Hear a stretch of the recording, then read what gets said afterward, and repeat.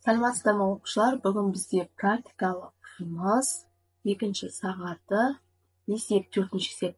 Қазақстанның солтүстік, шығыс, оңтүстік, батыс және орталық өңірлеріндегі қыс кезіндегі бір күндік ауа райы жайлы деректер берілген.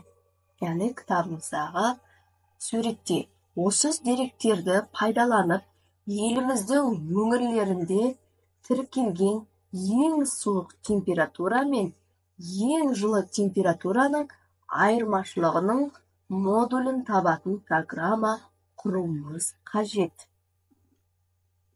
Программа кодын құрып қойдым. Яғни бізде 4 аймақ болғандықтан солтүстік, шығыс, оңтүстік және батыс, орталық аймақтарды мен 5 айнымалыны сипаттап алдым. Яғни солтүстікті аға меншіктеп алып, бүтін сан берем input деп енгізіп, солтүстік деген сөз шығар. Келесі шығысты v айнымалысына меншіктеп алып, оған бүтін сан беріп, inputқа шығыс деген сөзді енгіземіз. Үшінші оңтүстікті с айнымалысына, батысты д айнымалысына және орталық өңірді е айнымалысына меншіктеп алдым. Енді маған максимум мәнді табу керек. 5 өңірдегі ең жылы температураның максимум, яғни ең жылы температураны mx айнымалысына меншіктеп алдым. Ал 5 өңірдегі ең суық температураны, яғни минимумды мен mn айнымалысына меншіктеп алдым. Маған экранда шығу керек mn-нен, яғни суық мәннен жылы ең суық мәннен ең жылы мәннің айырмасының абсолют мәнін табуым қажет. Запуске беремін. Солтүстікке мән берем, яғни -16. Шығысқа мән берем, -12. Оңтүстікке мән берем, 11 градус. 11 градус. Және батысқа мән берем 5 градус. Одан кейін орталыққа мән берем -8 градус. Экранға шықты. Яғни бізде ең жоғарғы температура -16.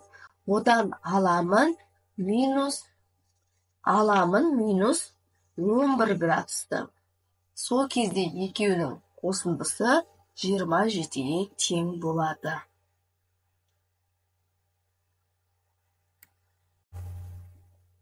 Бізде келесі есеп берілген бірінші блок схеманың Python программалық тіліндегі балама программасын жазу қажет. Яғни блок схема беріліп тұр, соның біз Python программалық тілінде программасын жазуымыз керек.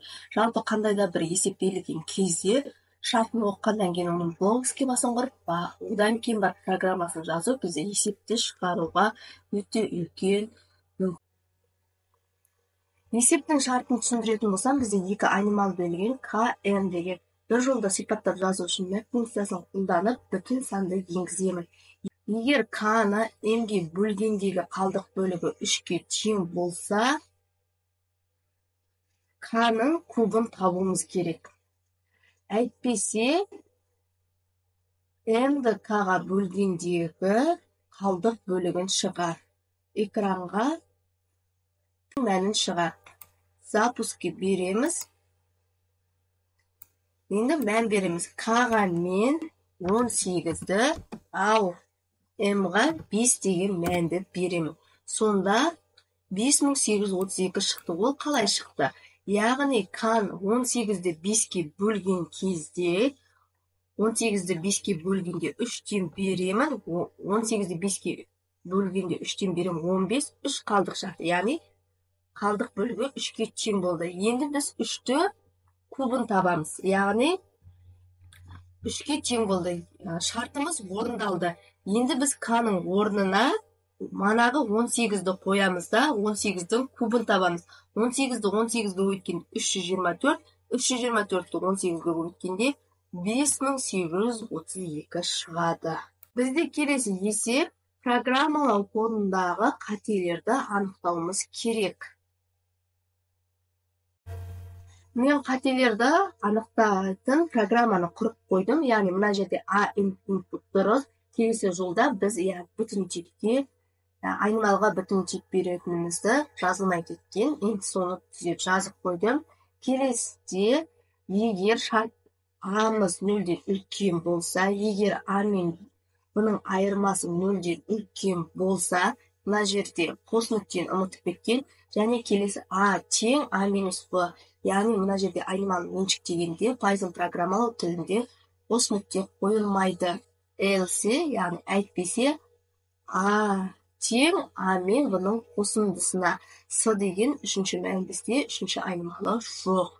Else, яғни a-ның квадраты. Print a. Бізде есеп шықты осылай.